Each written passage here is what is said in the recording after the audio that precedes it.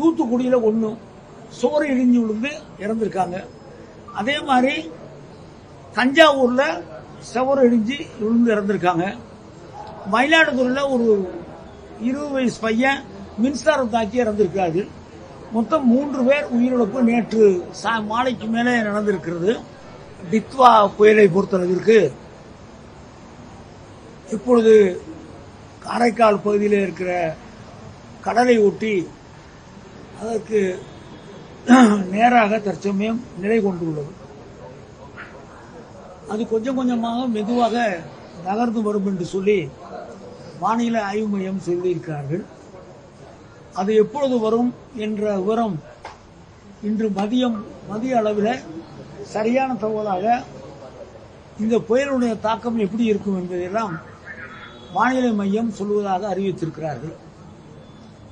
நம்மை பொறுத்தளவுக்கு, அரசாங்கத்தை பொறுத்தளவுக்கு புயல் எப்படி இருந்தாலும் அதை எதிர்கொள்வதற்கு வேண்டிய அந்த நடவடிக்கைகளை நாம் எடுத்திருக்கிறோம்.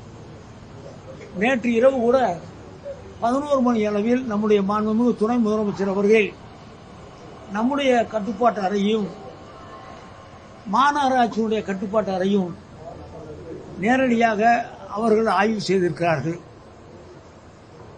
நாம் இன்றைக்கு காலையில் கடலூர், விழுப்புரம் போன்ற மாவட்டங்களில் அதிக கனமழை இருக்கும் என்று நாம் எதிர்பார்த்தோம். அந்த அளவுக்கு இல்லாமல் சுமாராக மழை மழை இருந்து கொண்டிருக்கிறது. ஆனால் நாம் எதிர்பார்த்த அளவுக்கு மிகப்பெரிய மழையாக இல்லை. சென்னையில் கூட பார்ப்போம் என்று சொன்னால் இன்றைக்கு காலையிலேயே மிக அதிகமான மழை இருக்கும் என்று எதிர்பார்த்தோம். அது குறைந்து இருக்கிறது. இந்த புயலுடைய உண்மையான தாக்கம் என்ன என்பதை மதியம் மாநில மையம் அறிவித்த பிறகு அதை நாங்கள் சொல்லுவதற்கு இருக்கிறோம். இப்பொழுது நம்முடைய மொத்தம் தமிழ்நாட்டில் இந்த குறிப்பிட்ட இந்த மாவட்டங்களில் 38 நிவாரண முகாம்கள் உண்டாக்கியிருக்கிறோம். புதுக்கோட்டையில 9, மயிலாடுதுறை 2, ராமநாதபுரத்தில் 2, திருவாரூர் 4, தஞ்சாவூர் 2, நாகப்பட்டினம் 10, ராணிப்பேட்டை 1, செங்கல்பட்டு 1, விழுப்புரம் 7. அதில் 2393 பேர்களை அதில் நாங்கள் தங்க வைத்திருக்கிறோம். அவருக்கு வேண்டிய எல்லா விதமான வசதிகளையும் செய்து கொடுக்க சொல்லி முதலமைச்சர் உத்தரவிட்டிருக்காங்க. அந்த அடிப்படையில் அந்த பணிகளை செய்து கொண்டிருக்கிறோம். இலங்கையில் இருக்கிற நம்முடைய தமிழர்கள் என்று பிரித்து பார்க்காமல் மத்திய அரசாங்கத்திலிருந்து கொடுக்கிற கணக்கு இந்தியர்கள் தான் சொல்கிறார்கள்.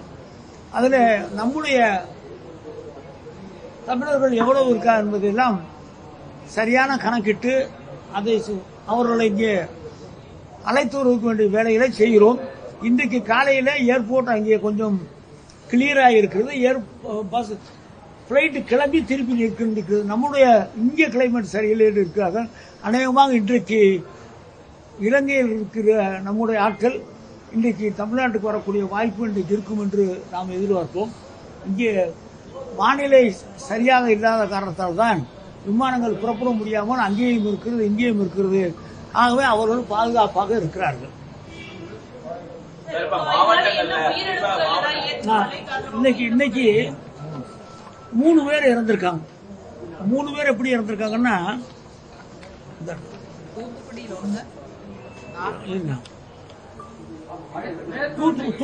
நேற்று சாயங்காலம் வரைக்கும் இல்ல, தூத்துக்குடியில 1 சுவர் இடிஞ்சு விழுந்து இறந்திருக்காங்க. அதே மாதிரி தஞ்சாவூர்ல சுவர் இடிஞ்சு விழுந்து இறந்திருக்காங்க. மயிலாடுதுறையில ஒரு 20 வயசு பையன் மின்சாரம் தாக்கி இறந்திருக்காரு. மொத்தம் 3 பேர் உயிரிழப்பு நேற்று மாலைக்கு மேலே நடந்திருக்கிறது. கால்நடை இறப்பு மொத்தம் 149. குடிசைகள் வீடுகள் சேதம் 234. நம்மிடம் எஸ்டிஆர்எஃப் என்டிஆர்எஃப் என்று சொல்லி ஏற்கனவே 28 குழுக்கள் இருந்தது. இப்பொழுது 10 குழுக்கள் வந்திருக்கிறது. அவர்கள் தனியாக விமானத்தில் வந்திருக்கிறார்கள். அவர்களும் சேர்த்து 38 பேர் நம்ம கைவசம் தயாராக இருக்கிறார்கள். எந்த பகுதிக்கு அவசியம் என்று தெரிகிறதோ அந்த பகுதிக்கு அனுப்புவதற்கும் தயாராக இருக்கிறோம். குறிப்பா சென்னையில மழை, நாகப்பட்டினமா இருக்கட்டும், கடலூர், மயிலாடுதுறை இந்த மாவட்டங்கள்ல இப்ப ஏதாவது இனிஷியேட் பண்ணி நம்ம சொல்லிருக்கோமா? எப்படியா நிலை இருக்கு? இப்ப இந்த புயல் வந்து அந்த இடத்துல இல்லை, கொஞ்சம் கொஞ்சமா நகர்ந்துகிட்டே வர்றதுனால இப்போ அந்த எந்த பகுதியில் மழை பெஞ்சிருக்கோம், நாகப்பட்டினம் பூரா மழை பெய்யல, ஒரு குறிப்பிட்ட இடங்கள்ல மழை பெய்யுது. அந்த பகுதிக்கெல்லாம் மாவட்ட நிர்வாகம் சென்று எங்கே தண்ணீர் தேங்கி இருக்கிறது, எந்த பகுதியில் நம்முடைய அரசினுடைய உதவி தேவை என்பதெல்லாம் மாவட்ட நிர்வாகம் அந்த மழை பெய்த பகுதிக்கு சென்று அந்த பணிகளை மாவட்ட நிர்வாகம் செய்து கொண்டிருக்கிறது. முதலமைச்சர் அவர்கள் தகுந்த அறிவுரைகளை வழங்கியிருக்கிறார். கட்டுப்பாட்டு மையத்திலிருந்து எங்களுக்கு வர தகவல்கள், கட்டுப்பாட்டு மையம்ங்கிறது நாங்கள் இந்த மழை பெய்யக்கூடிய இந்த புயலால் தாக்கப்படக்கூடிய அந்த மாவட்ட நிர்வாகத்தோடு நாங்கள் தொடர்பில் இருக்கிறோம். மாவட்ட நிர்வாகம் எங்களிடம் என்ன உதவி கேட்கிறார்களோ அந்த உதவியை நாங்கள் நம்முடைய முதலமைச்சருடைய கவனத்திற்கு கொண்டு சென்று அந்த பணிகளை நாங்கள் செய்து கொண்டிருக்கிறோம். பொதுவாக கட்டுப்பாட்டு மையமும் இந்த குறிப்பிட்ட ஒரு கடலோர மாவட்டத்தில் இருக்கிற மாவட்ட நிர்வாகம் தொடர்ந்து தொடர்பில் இருக்கும்.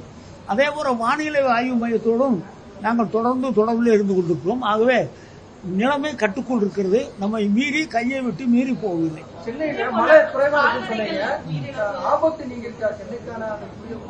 மதியம் 1:30 மணி அளவில் இந்த புயலினுடைய தாக்கம் எப்படி இருக்கும், புயல் வேகமாக இருக்குமா வலுவிழக்குமா என்பதையெல்லாம் மதியம் சொல்லுவதாக வானிலை மையம் சொல்லியிருக்கிறார்கள். அவருடைய சொல்லு அல்லது அறிவிப்புக்கு பின்னாலே அதனுடைய நிலையை சீர்தூக்கி பார்த்து தகுந்த நடவடிக்கை எடுக்கும். 20,000 ஹெக்டேர் வந்து தஞ்சாவூர் மாவட்டங்கள்ல 56,000, மொத்தம் 56,000 ஹெக்டேர் நிலங்கள் தண்ணியில மூழ்கி இருக்கிறதாக கணக்கெடுக்கப்பட்டிருக்கு. நாகப்பட்டினம் மாவட்டத்தில் 2,48,000, 24,000, திருவாரூர்ல 15,000, மயிலாடுதுறையில் 8,000, மொத்தம் வந்து 56,000 ஹெக்டேர், மொத்தம் 56,000 ஹெக்டேர். நாகப்பட்டினத்தில் 24,000, திருவாரூர்ல 15,000, மயிலாடுதுறை 8,000. இது மழை நீரில் அந்த நெல் பயிர்கள் மூழ்கி இருப்பதாக கணக்கு மாவட்ட நிர்வாகம் சொல்லியிருக்காங்க. அதை இந்த தண்ணீர் வடிந்த பிறகு கணக்கெடுத்து அதற்குரிய நஷ்ட ஈடு வழங்குவது பற்றி நம்முடைய முதலமைச்சர்கள் முடிவெடுப்பார்கள்.